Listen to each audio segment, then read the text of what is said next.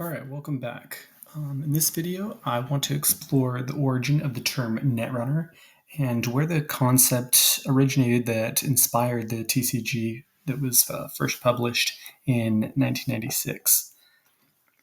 Now, netrunning is essentially a cool cyberpunk word for hacking, and this video is not about the origins of hacking because I'm really not smart enough to tackle that topic. So I'm just focused here on where some of the original ideas for the card game came from. A lot of people tell you that it was the early cyberpunk author William Gibson who coined the term Netrunner. Now, my research could be bad here, and if it is, please feel free to comment and correct me. But I actually couldn't find the word Netrunner appearing in a William Gibson novel or story until his 1999 novel Idoro, but Netrunner the card game was first published in 1986.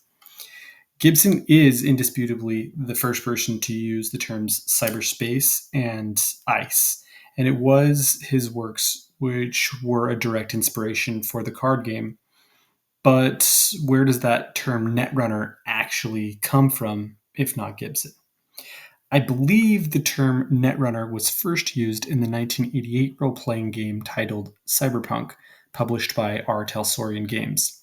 This game was set in the year 2013, and so sometimes it gets referred to as Cyberpunk 2013.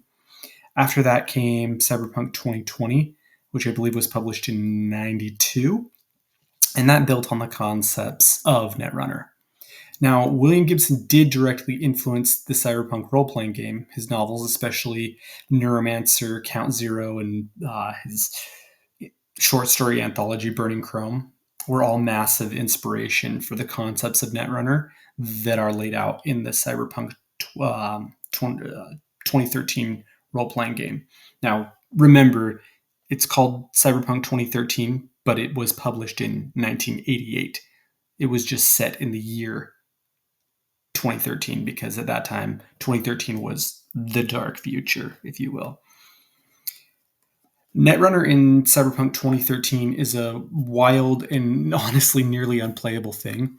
Many people, including myself, who played the early tabletop games, though I didn't come in until the Cyberpunk 2020 version, will tell you that the Netrunner rules were really just a mess. A lot of it was really hyperfixated on network architecture and bouncing your signal around communications lines and just navigating the networks rather than just focused on the fun cyberpunk hacking bit. When you did finally get to the hacking parts, it was essentially just like a neon skinned dungeon crawl where your icon or your avatar would fight against monsters, which were the ICE programs.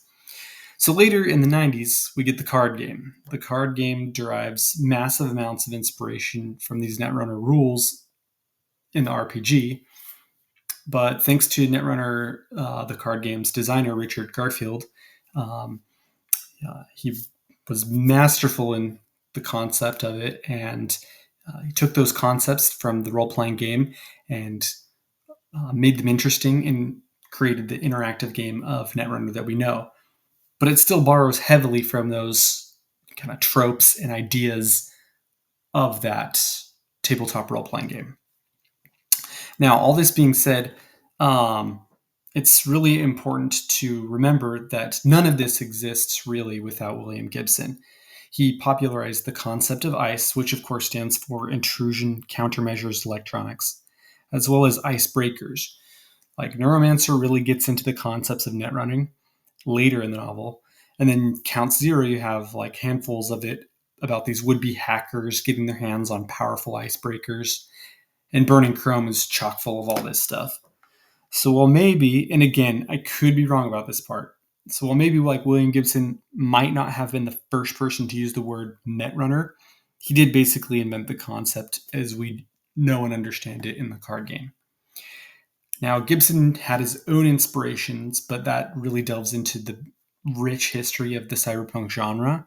And there are some other folks who made a really awesome 2-part video documentary about that, which I'll provide in the link notes here.